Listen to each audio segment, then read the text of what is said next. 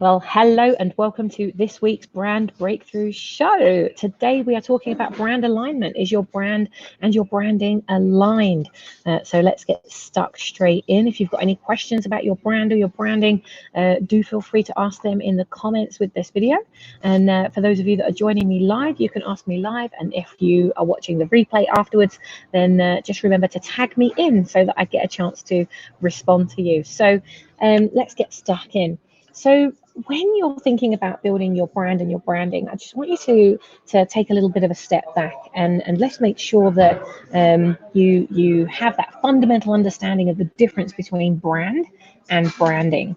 So I like to really keep this simple. So your brand is your trust and your branding is your trust mark. That's as simple as, don't try and make it any more complicated than that. Your brand is your trust and your branding is your trust mark. So when it comes to having that complete brand alignment, it's so super important that your message really meets the face of the business.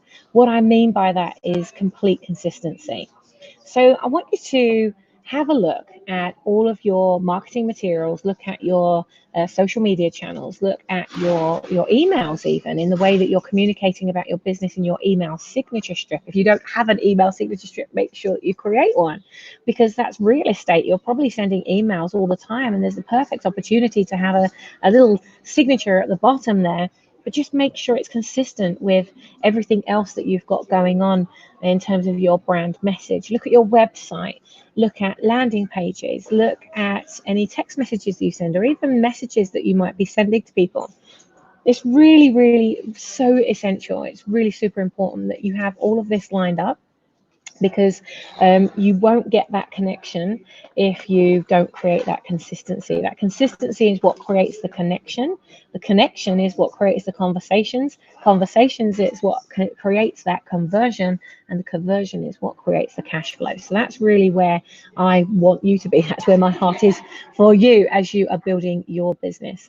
So, in terms of brand alignment, something else I want you to think about is, what are some of the other brands out there right now? And they don't have to be the same people that are in your industry, but what are some of the brands that you look at and you really respect? If you could pop in the comments with this video, who do you really respect as a brand? Who is really like crushing it, nailing it even, doing things that make them a really, really good brand?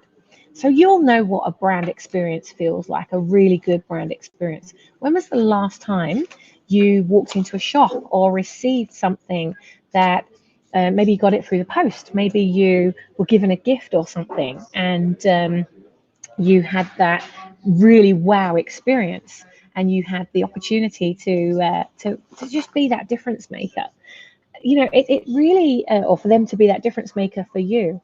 What was it? Was it the unraveling or the unveiling of peeling the ribbon off of it? Was it the color of the packaging? Was it, or even if you bought something online, what was it that drew you to that?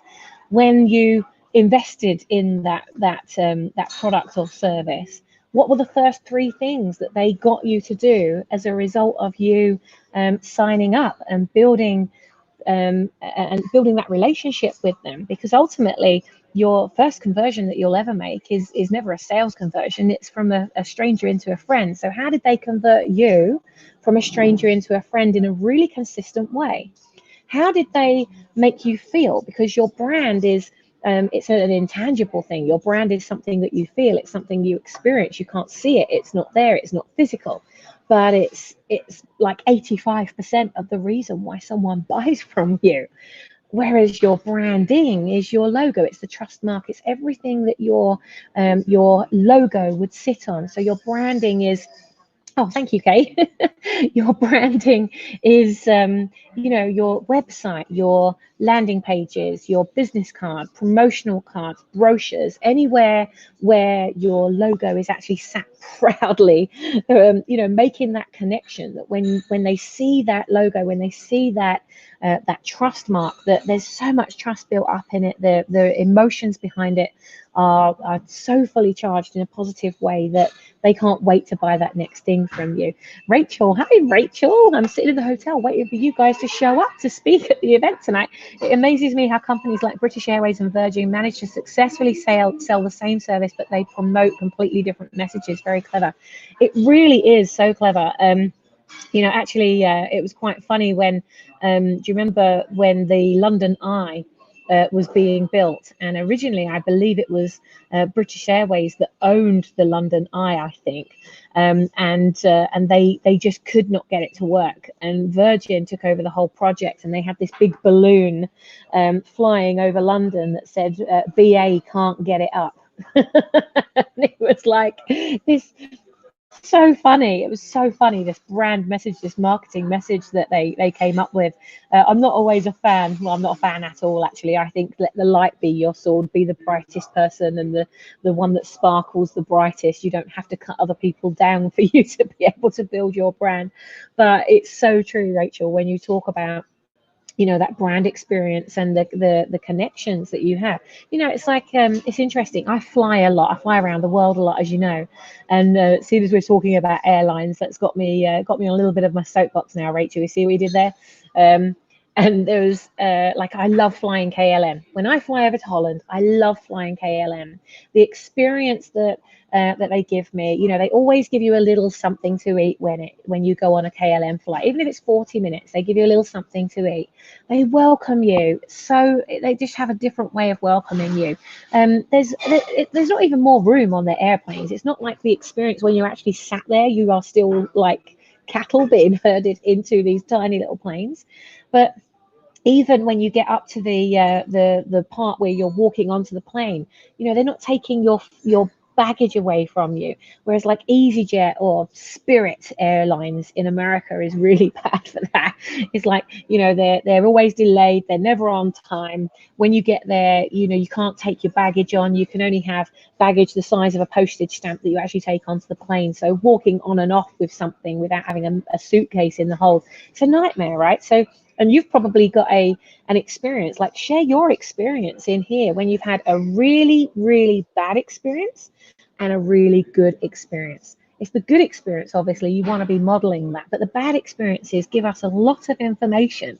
They tell us a lot about what we can be doing as brands, as these personalities that can be making great change in the world and delivering brilliant customer experience, but not at the cost of burning out our message. So, when it comes to your message, it's making sure that it's very consistent, that you've got something that's memorable and repeatable, and that's very simple. So let's have a look at Google, for example. Your experience when you go to Google.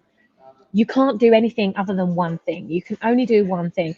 There was a book called, I think it was Steve Krug wrote a book called Don't Make Me Think.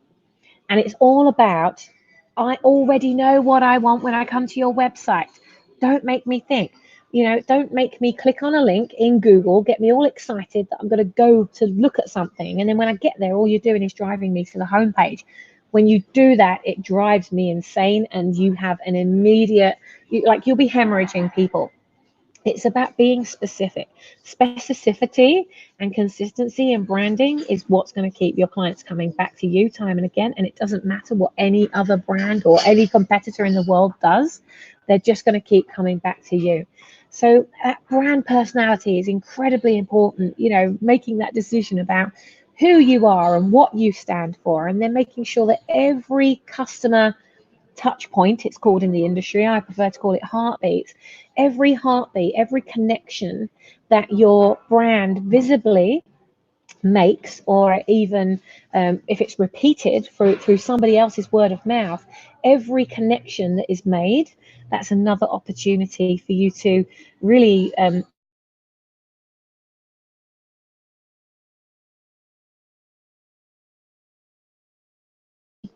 Oh, it just died then. Your brand is what other people say when you're not there. It's what other people say it is.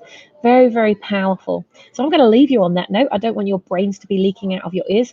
I'm in 15 minutes time. I'm going to be interviewing Shazia Kadka, who is the Profit Pioneer. So go grab a cup of tea and come back. I'll be live streaming. You'll see me live stream again in about 15 minutes at 5:30 p.m. GMT.